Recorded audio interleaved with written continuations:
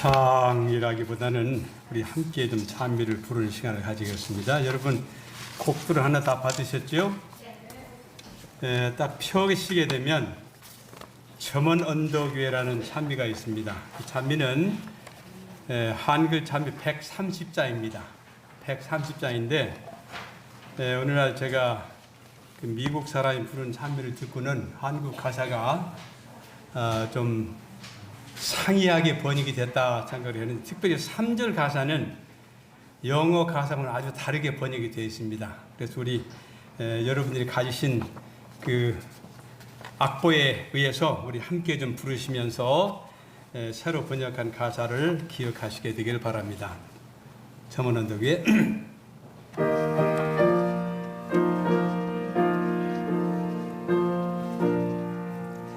점원 언덕 위에 낡은 십자가는 수치스런 고통의 상징, 낡은 십자가를 내가 사랑함은 주가 지셨기 때문일세. 낡은 십자가 사랑하며 최후 승리를 할 때까지 굳게 붙잡고 견디다가 훗날 면류관과 바꾸래. 세상 멸시받는 낡은 십자가가 나의 마음을 끄는 것은 하나님 어린 양 하늘 영광 떠나 십자가를 지셨음일세. 낡은 십자가 사랑하며 최후 승리를 할 때까지 굳게 붙잡고 견디다가 훗날 면류관과 바꾸래. 낡은 십자가에 항상 진실하며 수치스런 십자가 지면 훗날 주와 함께 하늘 본향에서 주의 영광을 나누리라. 낡은 십자가 사랑하며 최후 승리를 할 때까지 굳게 붙잡고 견디다가 훗날 면류관과 바꾸래. 제가 그 옆에 설명을 좀 해놨는데, 대부분의 찬미요원 이 시를 쓰거나 이 작사하시는 분들이 아주 빠른 시간 내에 작사 작곡을 합니다. 어떤 분은 10분, 15분에 곡을 하나 작사 작곡한 사람이 있는데, 이 가사를 쓸 때 이분이 십자가에 대한 설교를 하면서 이 십자가에 대한 시를 쓸 때 생각을 했는데, 이 후렴 가사 나오는 So our cherished old rugged cross, 그러므로 내가 오래되고 험한 십자가를 흠모하리라, 사모하리라, 사랑하리라, 그 가사를 또 써놓고는 앞뒤 가사가 생각이 안 나는 거예요. 그래서 여러 달이 지난 후에 뉴욕에서 전도 집회를 마치고 자기 집에 와서 이 가사를 마쳤다 하는 그런 이야기가 있습니다. 그래서 상당히 오랜 시간을 두고 이 시를 쓰면서 연구하고 기도하고 한 그런 시인데, 아마 그분이 평생 동안 300여 곡의 복음성가를 작사 작곡을 했는데 전 세계적으로 이 노래가 가장 사랑받는 그런 노래라고 합니다. 그래서 3절 가사 보게 되면 낡은 십자가에 항상 진실하며 수치스러운 십자가 지면 훗날 주와 함께 하늘의 번향에서 주의 영광을 나누리라. 그 다음에 그 후렴에는 낡은 십자가를 사랑하리. So our cherished old rugged cross. 그렇기 때문에 내가 낡고 거치는 십자가를 사랑하리라. 언제까지? Till my profit last day lay down. 내가 마지막에 최후의 승리의 멸관을 내려놓을 때까지. 그 다음에 I will cling to the old rugged cross. 내가 늙은 그 오랜 십자가에 꼭 붙잡고 있었겠다. 내가 십자가 녹지 않겠다. 언제까지? 먼 훗날 멸관을 받는 그날까지. 그런 참입니다. 그 다음에 그 밑에 참배가는 여러분들이 처음 보는 참입니다. 우리 미국 영문 참배가 있는데요. 주만 십자가 지랴 하는 그런 노래입니다. 근데 이 노래는 원래 처음에는 영국에서 작사가 됐는데 여기 옆에 설명한 것처럼 시모진한 사람이 예수님의 십자가를 지고 가는 장면을 생각하면서 시를 썼는데 그래서 제목이 그래요. 시몬만 십자가를 져야 되느냐? 다른 사람들은 다 자유롭게 있는데 왜 시몬만 십자가를 져야 되느냐? 그러면서 모든 사람에게 십자가가 있듯이 나에게도 십자가가 있다. 그런 내용으로 계속 전달이 됐는데 언젠가 미국에 있는 우리 본 재림 교회에서 이 가사를 바꿔가지고 예수님만 십자가를 지고 가야 되느냐? 그렇게 곡을 썼습니다. 제가 한번 불러볼 테니까 1절 부를 테니까 2절, 3절은 같이 부르시겠습니다.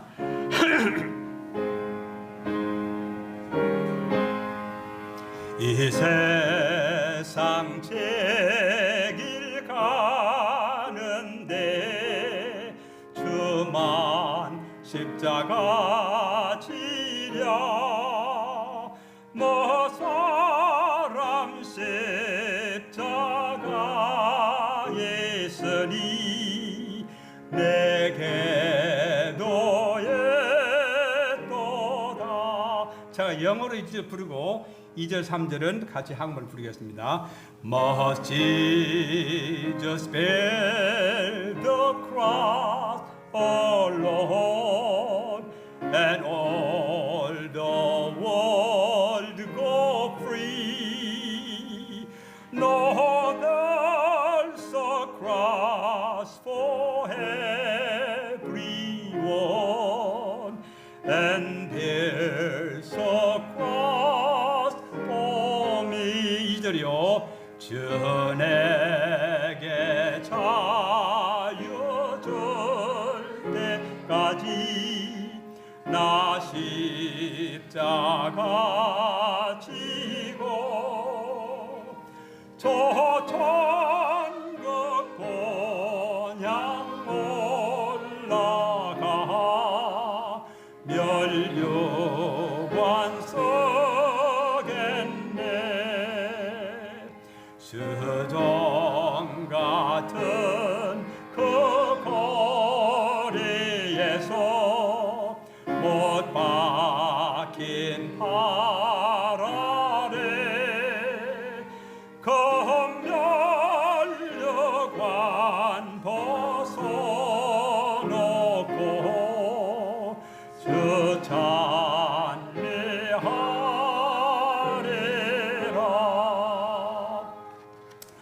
그 다음에 또 두 곡 있는데 이건 다음 어느 시간에 함께 불러보도록 하겠습니다.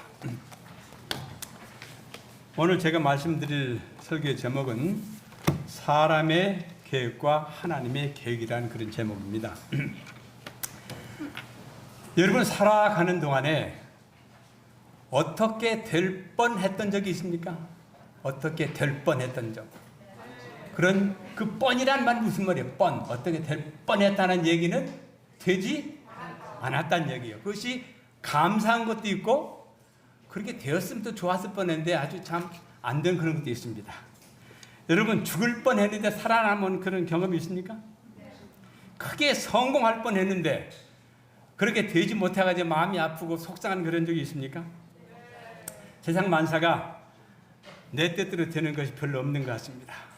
결혼 생활도 자녀 교육에 관한 문제도 다 내 뜻대로 되는 것이 없어요. 주의 사업을 열심히 한다고 하는데도 잘 되는 일이 없는 것 같아요. 때때로 실망하고 좌절하는 그런 일 많이 있는데 특별히 하나님의 사업에 몸담고 일을 열심히 하는데 잘 안 될 때 속상하고 또 하나님 어떻게 이럴 수가 있습니까 하고 하나님께 대해서 좀 불평하고 원망하는 그런 데도 들어있을 겁니다.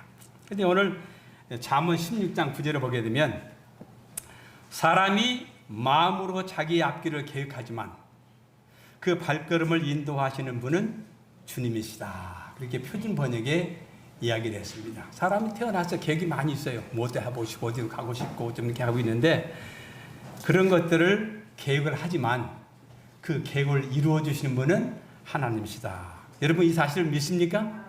이런 말씀이 있는 게 감사하십니까? 신물권에 보게 되면 326페이지에 이런 말씀이 있어요. 각 사람은 하늘의 영원한 경륜 속에서 각자가 차지할 자리를 갖고 있다. 각 사람은 영혼 구원 사업을 위하여 그리스도와 협력해서 일해야 한다. 하늘 집이 우리를 위하여 준비되어 있음이 확실한 것처럼 이 세상에서 우리가 하나님을 위해 일할 특별한 자리가 정해져 있다는 것도 정해져 있다는 사실도 확실하다. 우리 하나님께서 여기 계신 여러분 모두를 특별한 그 시간에 그 장소에서 그 일을 하도록 하신 것은 인간의 계획이 아니고 하나님의 계획이라 그런 말씀입니다. 제가 한 달 전에 저편으로 건너가자는 설교를 했는데 제 삶 속에서 또 제가 하는 이 하나님의 사업에서 어떤 일이 일어날 뻔했는데 일하지 못한 안타까운 일이 많이 있다는 게 말씀드렸는데 제가 이 시간에는 제 생애를 통해서 경험한 것들을 좀 여러분들에게 말씀을 드리고자 합니다. 제가 이제 1977년도에 미국을 건너가서 79년도, 78년도 12월 달쯤에서 와일드라는 곳에 갔습니다. 그때는 이미 저희 집사람이 임신 6개월이 돼가지고 배가 상당히 많이 불러 나온 형편인데 와일드에 가서 교육을 받겠다고 가니까 이 사람들이 한국 사람이 말이야 임신해가지고 이제 오는 거에 별로 그렇게 좋지 않게 생각하는 것 같아. 어쨌든 간에 거기 가서 이제 도착을 했으니까 뭐 좀 교육을 받고 이렇게 하겠다 생각을 했는데 거기 가니까 여러 그 실업 분야가 많이 있어요. 농장도 있고 또 수도도 있고 여러 가지 이제 있는데 거기 가니까 인쇄소가 있어요. 인쇄소. 그래서 연애실 보게 되면 마지막 날 이 전도지를 갖다가 가을 낙엽처럼 뿌려야 된다 그런 얘기를 해서 또 제가 인쇄에 대한 좀 취미가 있어가지고 인쇄소에 가서 좀 일을 하면서 인쇄 기술 좀 배워야 되겠다 그렇게 생각을 했어요. 그래서 첫날 이제 거기 딱 가는데 저는 그 와주 사람들이 정말 다 천사 같은 사람인 줄 알았어요. 그랬더니 나하고 몇 마디 해보더니 영어가 안 통한다고 인쇄 기술을 못 가르치겠다는 거예요. 못 가르치겠다는 거예요. 그래서 얼마나 제가 실망했냐. 제 생각에는 영어를 좀 하는 사람으로 생각을 했어요. 대화인데 별로 문제가 없고 좀 그렇게 생각을 했는데 영어를 못하기 때문에 인쇄 기술을 못 가르쳐준다는 거예요. 야, 참 세상에 이럴 수가 있나. 상당히 좀 좌절했습니다. 제가 사실 고등학교 다닐 때 영어를 좀 했습니다. 그래서 특별히 영어를 좀 하게 된 원인 가운데 하나가 제가 초등학교 4학년 때 리빙 스프링 전기를 입고 내가 선교사를 해야 되겠다. 그래서 영어를 열심히 했는데 고등학교 1학년 때 저희 집 옆에 바로 옆에 영어 선생님 살고 계셨어요. 여자분 노처녀인데 정수리 선생님이라고 이대 영문과를 나오신 분이에요. 근데 그분이 계시는데 제가 영어를 잘 하니까 우리 학교 다닐 때 매 영어 시간마다 단어 10개 시험지는 단어 시험이 있어요. 여러분 해보셨죠? 단어 10개씩. 근데 이제 선생님이 고등학교 1학년 합니다 하시다 보니까 영어 채점할 시간이 없어요. 그러니까 내가 영어를 좀 하니까 바로 옆집에 사니까 야, 너 이거 좀 채점해봐라. 그래서 이제 그 노동을 했습니다. 돈을 받고 얼마씩. 근데 고등학교 1학년짜리가 우리 양반이 한 120명 되고 그 다음에 2학년, 3학년에서 한 300명 거의 되는 그런 학생들. 근데 그 사람들의 매주에 한 3일씩 영어 공부하는데 그 10개씩 단어 시험을 치는데 그 단어를 옳게 썼는지 안 썼는지 채점을 제가 하는 거예요. 그러니까 저는 고등학교 1학년 때부터 1학년 영어 단어를 모르고 2학년, 3학년 그 단어 채물을 이렇게 쳐다보니까 저절로 고등학교 1학년 때 2학년, 3학년 단어가 다 외우게 된 겁니다. 근데 이거 참 쉬웠어요. 그래서 제가 그런 좀 가난했기 때문에 그런 시험지 답안을 갖다 채점하는 것을 좀 하면서 영어를 좀 많이 배웠습니다. 그래서 몇십 년 지난 다음에 제가 그 정 선생 한번 찾아갔어요. 한 40, 50년 지난 다음에. 선생님, 제가 그때 영어 단어 시험을 저한테 채점하도록 해서 제가 영어를 그렇게 많이 합니다. 그런 일이 있었냐? 우리 하더라고요.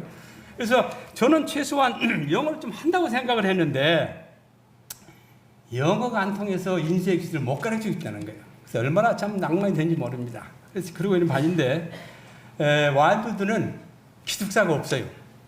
학생을 훈련하는 장소인데 기숙사가 없고 이제 집집마다 새로운 학생들을 몇 명씩 배당을 해가지고 집에서 함께 생활하면서 공부하고 이렇게 가정교육도 배우고 이렇게 합니다. 그래서 그 집에 한동 얼마 있었었는데 제가 그때 머물고 있던 집에 그 홈헤드라고 그러는데 그분이 그때 당시에 그 와일드에서 녹음하는 녹음실에서 근무를 했어요. 그래서 그 프레디 목사님 녹음을 다 녹음해서 이제 편집하고 이제 나눠주는 그런 일인데 너 그러면 나하고 후일을 좀 하면 어떠냐 그 얘기를 했어. 제가 영어도 잘 보니 괜찮겠냐 괜찮다고.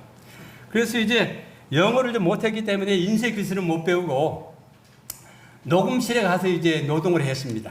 근데 제가 지난 얼마 전에 이야기했지만은 1942년도에 이제 와일드 시작이 되는데 그때부터 매 금요일 안식일 날 설교한 설교가 다 녹음 테이프에 녹음이 돼 있어요.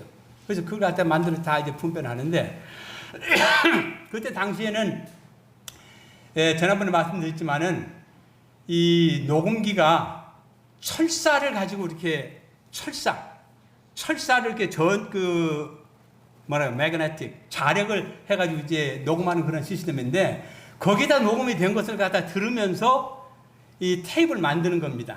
그래서 저는 참 한 얼마 동안 있으면서 초창기부터 한 모든 설교를 들을 수 있는 특권을 가지게 됐어요. 그래서 참 인쇄 기술은 못 배웠지만 그 녹음실에 있으면서 아주 오래전에 1942년도부터 시작한 모든 강의를 제가 들을 수 있는 특권을 가지게 됐습니다. 그래서 인간의 계획과 하나님의 계획은 다르다는 것을 알게 됐습니다. 그렇죠 하면서 설교가 너무 좋아가지고 이 말씀을 좀 한국어로 번역을 해서 좀 소개를 해야 되겠다 싶어서 테이블 들으면서 번역을 해요. 테이블 들으면서.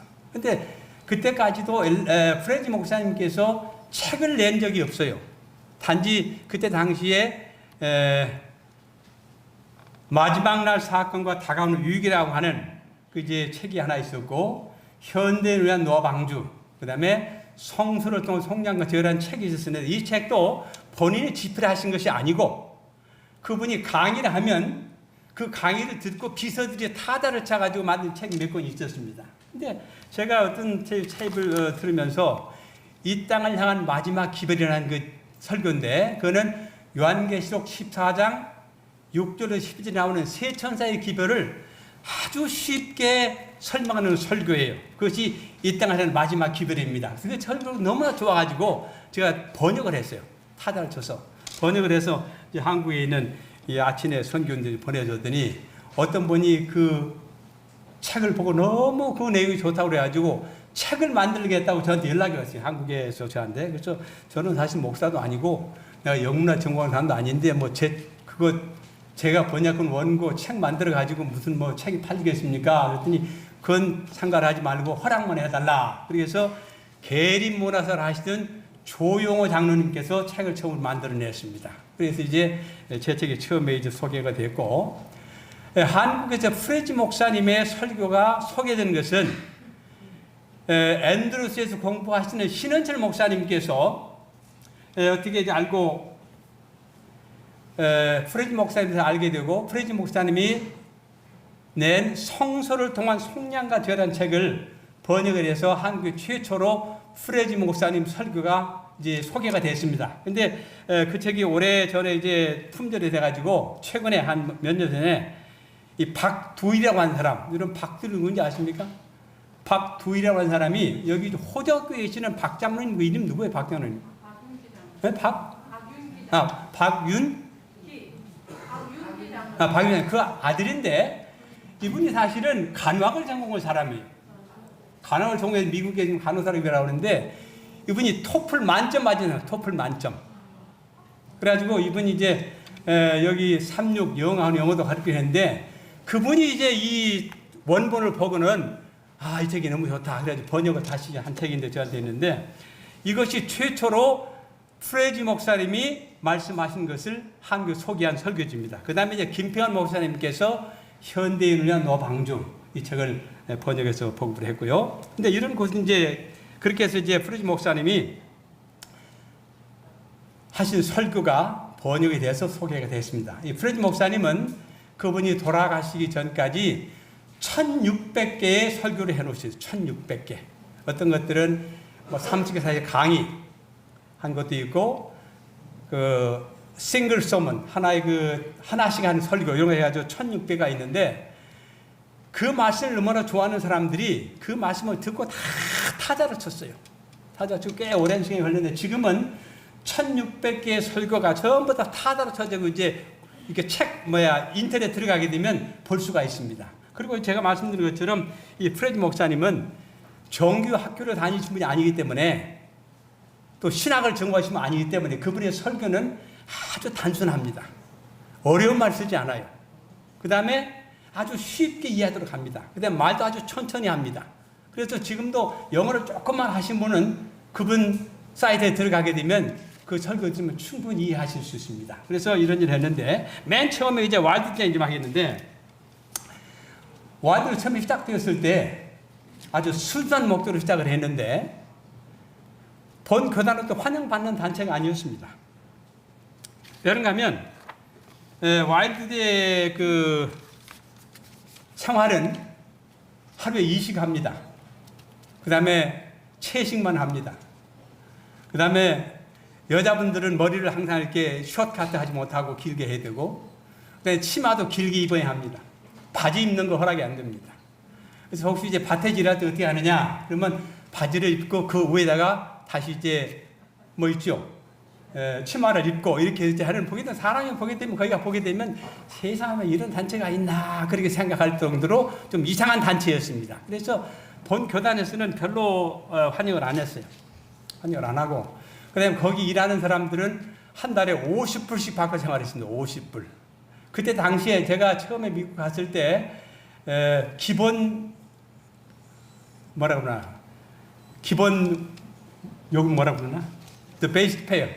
그러니까 기본 요금이 뭔가면 한 시간에 2불 50, 한 시간에 2불 50을 받아가지고 일주일 일하게 되면 한 100불 정도. 그래서 한 달에 한 400불 정도를 받는 것이 미니멈 최저임금입니다. 최저임금인데, 그때 당시에 와일드에서는 한 달에 50불씩 용돈을 주어가면서 생활을 했어요. 근데 그거는 누구나 다 똑같이, 원장도 50불, 거기 일하는 의사도 50불, 간호사도 50불, 요리사도 50불, 청소하는도 50불, 농사도 50불. 그래도 50불 받았지만은 전혀 부족하고 한 것 없이 잘 살고 있었습니다. 그래서 그런 곳에서 생활하기 때문에 살았는데, 너무나 이 사람들이 극단적으로 나가니까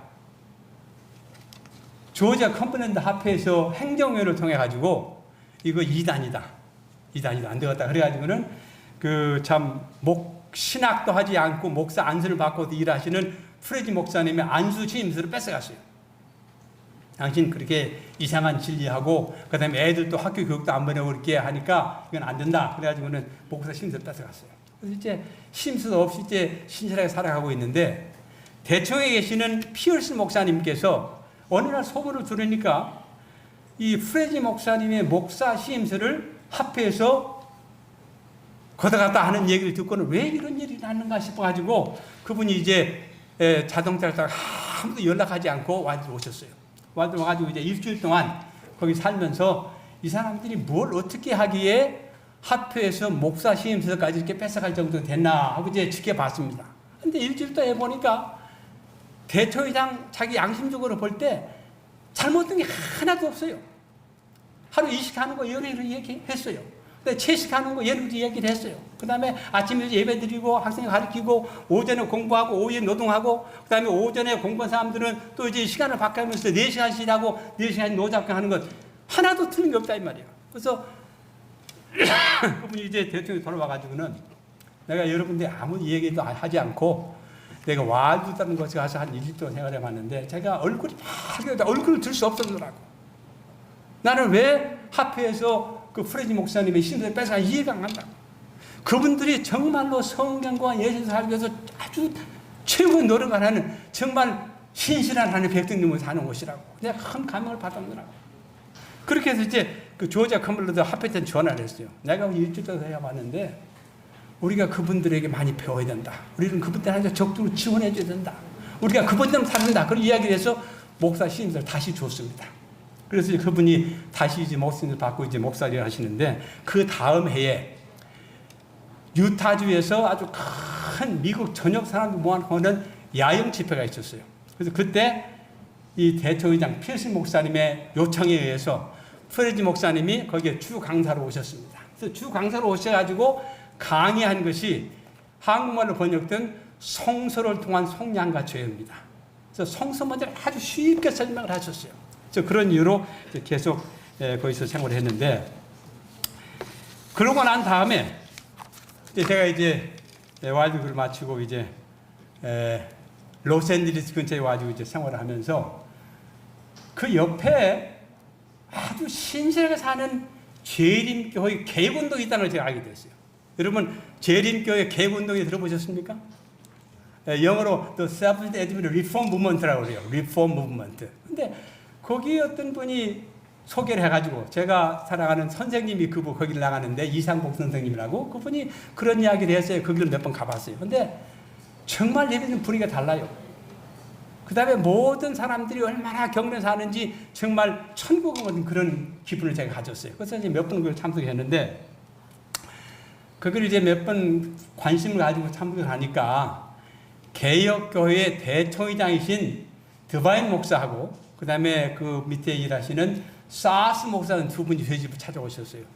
여러 이야기하면서 왜 개혁운동이 시작되는가를 쭉 설명을 해줍니다. 근데 개혁운동이 왜 시작이 되는가 하면 세계적 1차 대전 때 독일에서 이제 독일의 모든 청년들이 다 군인으로 징집이 돼가지고 나서 쌍머리하는 그런 형편이 됐었어요. 그럼 됐는데 이제 많은 재림교 청년들이 비전투를 일해주면 안 간다고 얘기를 했어요. 우리는 거기 싸울 수 없다. 그래서 꽤 문제가 이제 됐는데 그때 당시에 교회 행정자가 그때 당시에 독일에 있는 행정자가 회의를 한 후에 우리 재림교회 청년들도 국가를 위해서 나가서 싸우도록 하겠습니다. 그 다음에 안식에도 나가서 전투에 참여하겠습니다. 그런 공문을 보낸 그런 뭐가 있었어요. 그래가지고는 꽤 신세상 하나님의 백성들 이건 아니다. 어떻게 이럴 수가 있느냐. 우리가 어떻게 싸움을 나가며 안식을 어기면서 이렇게 할 수 있느냐. 그래서 아니다. 라고 해가지고 이제 꽤 상당히 문제가 생겼습니다. 거기에서. 그래서 그런 문제를 가지고 그때 당시에 샌프란시스코에서 대통령에서 회의가 있었는데 거기 와서 그런 얘기를 하려고 했는데 왜 그런지 모르겠지만은 그분들이 와서 얘기하는 기회를 안 줬어요. 그래가지고 그런 것이 계기가 돼가지고 독일에서 최초로 제7 안식일 예주 재림교회 개혁 운동이 시작이 됐습니다. 그러면서 그분들이 오셔가지고 우리 교단하는 모든 문제를 저한테 다 얘기하면서 만약에 당신이 이 정도로 영어를 하고 하면 한국에 나가서 이 개혁 운동에 좀 도와줄 것 같으면 아주 놀라운 일이 날 것이다. 그래서 저를 상당히 좀 설득을 해서 한국에 나가도록 그렇게 하려고 그랬습니다. 그래서 큰일 날 뻔했어요. 근데 그때 당시에 제가 프레지 목사님이 설교하신 살아남을 자라고 하는 책을 번역하고 있었어요. 설교를 번역하고 있었어요. 근데 거기에 보게 되면 일부 어떤 내용이 이 개혁교회에 대한 이야기를 적어놨어요. 그리고 이제 피어슨 목사님께서 개혁교인들을 다 끌어안고 안으로 여러 번 노력을 했습니다. 그래서 그랬더니 이제 개혁자들이 만약에 현재 본 교단에서 하고 있는 모든 잘못들을 시정하고 우리가 하는 대로 할 것 같으면 우리 학교에 훔치겠다 그런 이야기를 했어요. 근데 지금 그때 당시만 해도 많은 부분들이 다시 돌아갈 수 없을 정도로 멀리한 그런 것들이 많이 있었어요. 우리가 그런 것들은 당장 해도 약속 못하지만 점진적으로 해나가자. 그렇게 했는데 우리는 당장에 그걸 하지 않으면 합칠 수 없습니다. 그렇게 해서 피어슨 목사님의 뜻이 이루어지지 못했습니다. 그래서 지금까지도 개혁운동이 지금 하고 있습니다. 그래서 특별히 개혁운동에서는 신학교가 없어요. 그 다음에 목사가 되는 것이 꼭 신학을 나와야만 목사가 되는 것이 아니기 때문에 제가 신학은 안 한 사람이기 때문에 또 영어도 좀 하고 또 이분들이 저를 그렇게 믿고 한국에 보내려고 하기 때문에 그분들의 요청을 받아들여서 한국에 나온다고 하게 되면 목사도 될 것 같고 한국에 와서 개혁운동에 책임져 될 것 같은 그런 생각이 들었어요. 그래서 올 뻔했습니다. 올 뻔했어요. 그런데 프레즈 목사님 설교를 좀 번역하는데 하나님의 교회 지도자들이 실수할 수 있다. 잘못도 범했어요. 그러나 그런 것들을 가지고 자꾸 헐뜯고 하면서 따로 종파를 내는 것은 하나님께서 인정하는 것이 아니다. 비록 이 교회가 연약한 문제 있고 실수가 있지만 하나님께서 택한 마지막 교회는 이 교회뿐이다. 그런 내용을 말씀하셔서 그 말을 들으면서 제가 아멘 하고 이제 그분들과 제가 관계를 끊었습니다. 그래서 제 삶 속에서도 어떤 일들이 이루어질 뻔한 일이 많이 있어요. 이루어질 뻔한 일들이. 그런데 한국에 왔는데요. 조금 시간이 좀 짧았는데요. 제가 이제 미국 시민권을 가지고 한국에 왔기 때문에 그때 당시에는 오늘날처럼 이중 국적이 인정이 안 됐습니다. 그래서 석 달에 한 번씩 제 집사람과 아이 둘을 데리고 한국을 나가야만 됐어요. 근데 자급 선교로 온 사람이 네 식구가 비행기 타고 일본 가고 대만 가고 뭐 미국 갔다 오는 것이 보통 일이 아니잖아요. 상당히 어려웠어요. 그때 당시에 우리 한국의 자급 선교인들은 한 달에 5,000원씩 받고 이랬습니다. 5,000원씩 받고 용돈. 그래서 도저히 이게 안 돼가지고 이제 제가 뼈를 낸 것이 그때 당시에 대한민국 문교부에서 외국 시민권을 가진 사람이 한국에 와서 공부를 하게 되면 시험도 보지 않고 그 다음에 학비도 절감해주는 그런 제도가 있었어요. 그래서 야 이거 참 좋은 기회다. 그래서 내가 석 달에 한 번씩 네 사람이 미국에 가는 것보다 외국 나가는 것보다 그 돈 가지고 공부도 하면서 비자 문제도 해결하고 하면 좋겠다. 그렇게 해서 제가 삼육대학에 가서 이야기를 했습니다. 그랬더니 그때 당시에 김옥량 그 박사님이 학생 처장을 했는데 아이고 나이가 40이 넘은 사람이 이제라도 신학 공부하려고 하니까 얼마나 좋은 일이냐고 한번 해보라고. 근데 일주일 후에 오라고 그래요. 일주일. 그래서 이제 저는 뭐 지금 다른 모든 사람들이 시험도 보지 않고 와서 시험 보고 이제 아주 학비도 거의 뭐 저렴한 하고 공부하고 있었기 때문에 뭐 저도 뭐 특별한 문제 없이 받아줄 줄 알았어요.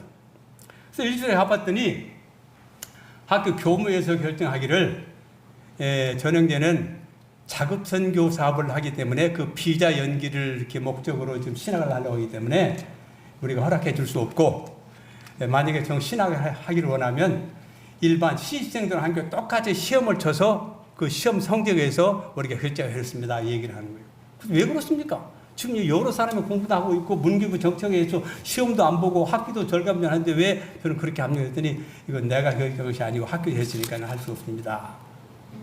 그 얘기는 제가 고등학교 졸업한 20년이 지난 후인데 뭐 합격시키지 않겠다는 얘기 아니겠어요? 그래서 이제 그만두고 이제 나왔습니다. 그래서 그 정도로 그때 당시에 우리 한국 교회에서 이 자급 선교하는 사람들에 대해서 인식을 그렇게 가지고 있었어요. 그래서 제가 참 어려움을 많이 경험했는데 어쨌든 간에 그런 문제로 있어서 어려움을 겪었지만은 인간의 계획과 하나님의 계획은 항상 다르다는 걸 제가 다시 한번 깨닫게 됐습니다. 오늘까지 인도하신 하나님께서 우리 모두를 끝까지 인도해 주실 터인데 때때로는 우리가 이해할 수 없는 문제에 직면할 수도 있습니다. 왜 이럴까? 왜 이렇게 인도하자? 그런 생각이 들 수 있어요. 그러나 하나님께서는 더 나은 계획을 가지고 계시기 때문에 우리가 그분께 순종하면 좋을 것 같습니다. 제가 시간이 많지 않았기 때문에